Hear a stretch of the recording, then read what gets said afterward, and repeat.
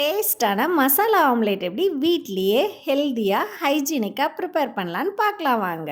இது கடைகளில் கிடைக்கிறத விடையே டேஸ்ட்டாக இருக்கும். அதுக்கு ஒரு பெரிய வெங்காயம் எடுத்துக்கோங்க, குட்டி குட்டியாக நறுக்கிக்கோங்க. அதே மாதிரி ஒரு தக்காளி எடுத்துக்கோங்க, குட்டி குட்டியாக நறுக்கிக்கோங்க. ஒரு கேப்சிகம், அதில் பாதி போதும், குட்டி குட்டியாக நறுக்கிக்கோங்க. கொஞ்சமாக ஸ்வீட் கார்ன், 3 முட்டை, ஒரு பச்சை மிளகாய், கொஞ்சம் கொத்தமல்லி தழை, அதையும் குட்டி குட்டியாக நறுக்கிக்கோங்க. அவ்வளோதான் இன்க்ரீடியன்ட். இது சிம்பிளான மசாலா ஆம்லேட்னால பெருசாக இன்னும் நிறைய வெஜ்ஜீஸ்லாம் ஆட் பண்ணல. அவ்வளோதான். இப்போ ஒரு பாத்திரத்தில் 3 முட்டை உடைச்சு ஊத்திக்கோங்க.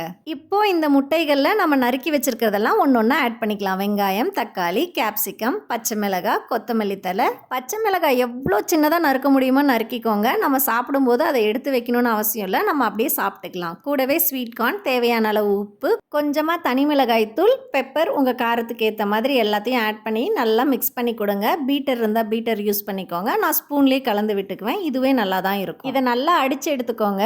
நுர வர மாதிரி இருந்தது அப்படின்னா தான் நமக்கு ஆம்லெட் கொஞ்சம் ஃப்ளஃபியாக வரும், நல்லா டேஸ்ட்டாகவும் இருக்கும், நல்லா மெத்துன்னு இருக்கும். இந்த அளவுக்கு இருந்ததுன்னா போதும். இப்போது கல் கொஞ்சம் சூடு பண்ணிக்கோங்க. கொஞ்சமாக ஆயில் விட்டு நல்லா ஸ்ப்ரெட் பண்ணி விட்டுக்கோங்க. அப்போ தான் ஆம்லெட் ஒட்டாமல் வரும்.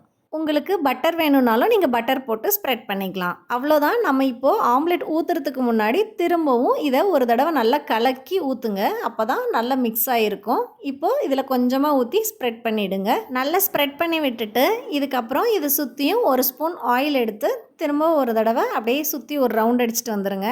இப்போது இதை லிட் போட்டு ஒரு 1 மினிட் குக் பண்ணி எடுங்க. இப்போ சைட்லலாம் ஒட்டுதான்னு பாருங்கள். ஒட்டலை பாருங்கள், நல்லா வந்திருக்கு. இப்போது இதை திருப்பி போட்டு திரும்பவும் வேக வச்சிடலாம்.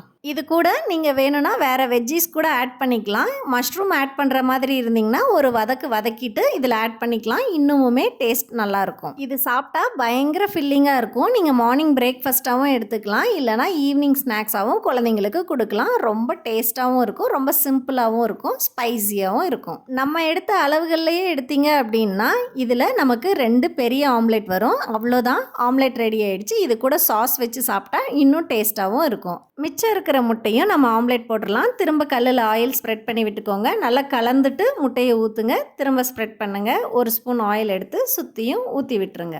நீங்கள் வேணும்னா லிட் க்ளோஸ் பண்ணி வேக வைக்கலாம், இல்லைனா அப்படியேவும் வேக வைக்கலாம். அது உங்கள் இஷ்டம் தான். திருப்பி போடுங்க. நல்லா வேக விட்டு எடுத்துக்கோங்க. சாஸ் கூட சர்வ் பண்ணுங்கள். ரொம்ப டேஸ்ட்டாக இருக்கும். ட்ரை பண்ணி பார்த்துட்டு எப்படி இருந்துச்சுன்னு எனக்கு கமெண்ட்டில் சொல்லுங்கள்.